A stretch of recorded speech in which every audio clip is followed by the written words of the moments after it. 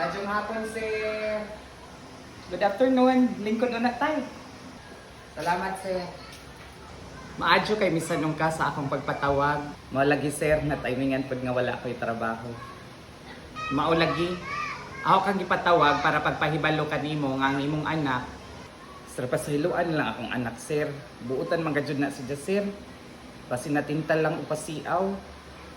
Oo, tay. Pertig yung buutan na maayo pa yun sa klase. Mao bitaw gipatawag ti ka para ipasabot kanimo nga. Sorry lagi, sir. Ako na lang mangayo og dispensa, sir. Tay, kalma. Paminaw usaha. Ang imong anak na honor. Maunang nang hinaot ko, makarong umaabot nga tabo sa kinaadman. Makatambong ka aron mas madasig ang imong anak sa pagpaningkamot ug pag-eskwela. Mao ba, sir? Sani ba di ay? Daghang salamat, sir.